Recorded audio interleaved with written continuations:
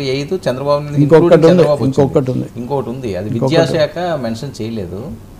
మరి అది ఎవరికి ఇస్తారా అన్నది చూడాలి. సార్ మరొక అంశం, కేంద్రంలో కేంద్ర క్యాబినెట్లో మోదీ గారి టీంలో చాలామందికి మంత్రి పదవులు దక్కినాయి, ఒక్కొక్కరు గెలిచిన వాళ్ళు కూడా.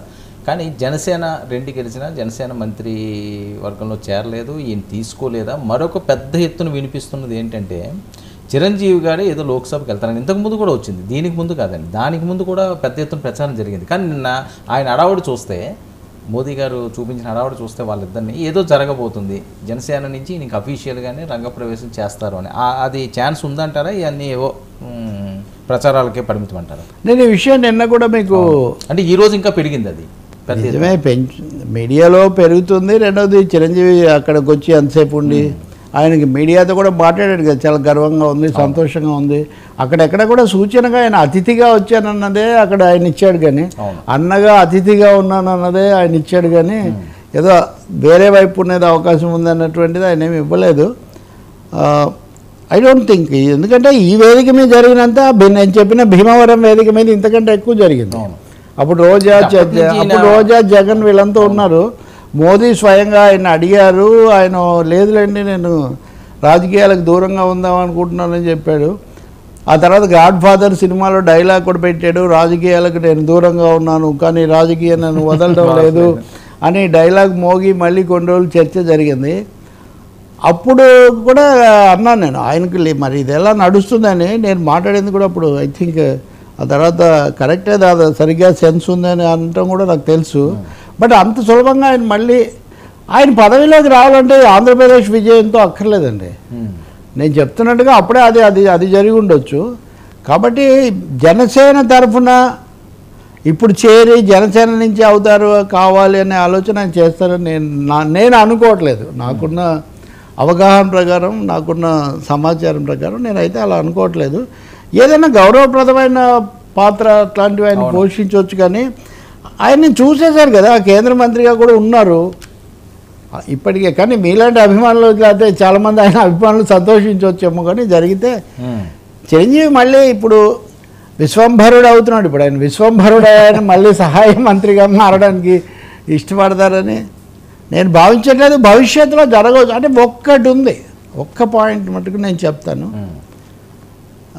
ఈరోజు సిపిఎం వాళ్ళ పత్రికలో కూడా ఇంగ్లీష్లో వాళ్ళు సదరన్ రీచ్ ఆఫ్ బీజేపీ అని చెప్తున్నారు. దక్షిణ భారతంలో విస్తరించడానికి బీజేపీ పెద్ద వ్యూహాలు వేస్తుంది 2 కారణాల వల్ల. ఉత్తరాదిని తగ్గడం వల్ల, ఒకచోటే మొత్తం ఆధారపడి ఉండకూడదు కదా. మీరు నిన్న చంద్రబాబు నాయుడు ప్రమాణ స్వీకారం దాన్ని చూస్తే అది మీరు సదరన్ ఎన్డీఏ జంబోరా లాగుంది. అది దక్షిణాది శిఖరాగ్ర బీజేపీ లాగా ఎంతమంది బీజేపీ నాయకుల వేదిక మీద.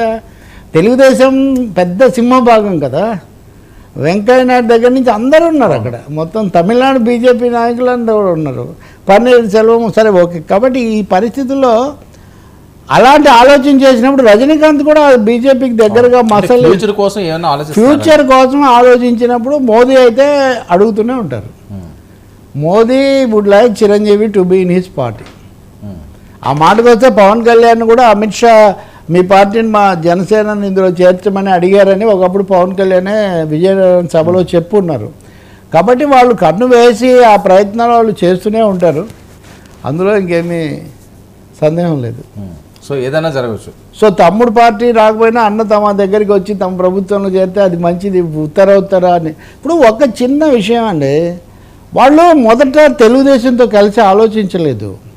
పవన్ కళ్యాణ్ బీజేపీ కలిసి పొత్తు కాపులను ప్రధానంగా దగ్గర చేసుకోవటము, కాపులు అంతకుముందు ఉన్న క్షత్రియ వర్గము, తర్వాత తమకు మామూలుగా తమతో సాంప్రదాయకంగా ఉండే పై తరగతి వర్గాలు, వీళ్ళందరితో ఒక కొత్త బేస్ ఏర్పాటు చేసుకోవాలని బీజేపీ చాలా ఆలోచించింది.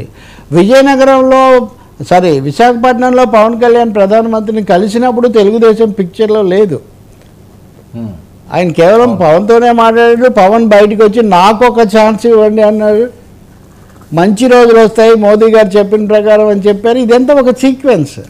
కానీ చంద్రబాబు నాయుడు అరెస్ట్ వల్ల ఈ సీక్వెన్స్ మారింది. పవన్ కళ్యాణ్ కొంచెం స్పీడప్ చేశారు. అంటే ఇప్పటిలో కూడా కలవాలి అని అన్నప్పటికీ ఫస్ట్ అందువల్ల బీజేపీ సొంత పునాది పెంచుకోవడానికి ఆర్ఎస్ఎస్తో సహా ప్రయత్నం చేస్తున్నాయనేది నెంబర్ 1 ట్రూత్. చంద్రబాబు నాయుడు కంటే పవన్ కళ్యాణ్ బీజేపీకి ఎక్కువ దగ్గర అన్నది సెకండ్ ట్రూత్. మోదీతో ఈ ఈక్వేషన్ చిరంజీవికి కూడా చాలా బాగా ఉంది అనేది మూడో ఈక్వేషన్. ఇంకా నాలుగోది మీరు క్లైమాక్స్లో మీరు చెప్పేది జరుగుతుందా లేదనేది మెగా క్లైమాక్స్ను ఓన్లీ మెగాస్టార్ కెన్ డిసైడ్. ఇక్కడ మెగాస్టారు అక్కడ బీజేపీ మెగాస్టారు కలిసి డిసైడ్ చేయాల్సిందే అది. బట్ డోర్ అయితే క్లోజ్ కాకపోవచ్చు. బట్ ఆయన చెప్పిన మటుకు నేను రాజకీయాలకు దూరంగా ఉంటాను, ఆశీర్వదిస్తాను అంతవరకు. సో చాలా కీలకంగా మారే అవకాశం ఉంటుంది, చూడాలి. ఉంది కదా నిన్న వేదిక మీద మరి రజనీకాంత్తో అందరూ ఉన్నారు కాబట్టి ఆశీర్వదించే పాత్రల్లో కూడా అవి కూడా ఏం తక్కువ కాదు కదా. సో బీజేపీ విస్తరణను వాళ్ళు ఆశీర్వదించవచ్చు. అంటే జూనియర్ ఎన్టీఆర్ కూడా ఇందులో ఒక పాత్రధారి, అందులో సందేహం ఏం లేదు. They are trying. ఇప్పుడు సురేష్ గోపి వచ్చాడు, కర్ణాటకలో కూడా ఎవరినో వాళ్ళు ట్రై చేస్తున్నారు. సో సమ్ సినీ గ్లామర్తో బీజేపీని ఇక్కడ పెంచటం అనే ఒక ఆలోచన బీజేపీకి కూడా. మోదీ గారు ఎక్కువ ఇష్టపడతారట కదా మోదీ కంటే అమిత్ షా మరీ ఇష్టం ఉంటుంది సినిమాదారులు, సినిమాలు ఈ విధమైనవి. అంటే పార్టీ విస్తరణ ఉంది కాబట్టి అటు ఇప్పుడు మీరు చూడండి, హేమమాలిని మళ్ళీ గెలిచారు కదా ఇప్పుడు కూడా మీ వయసులో కూడా. వీళ్ళందరూ కంగనా రనౌత్, ధర్మేంద్ర, శత్రుఘ్న సిన్హా వీళ్ళందరూ ఎంపీ, వినోద్ ఖన్నా వీళ్ళందరూ బాలీవుడ్ మొత్తం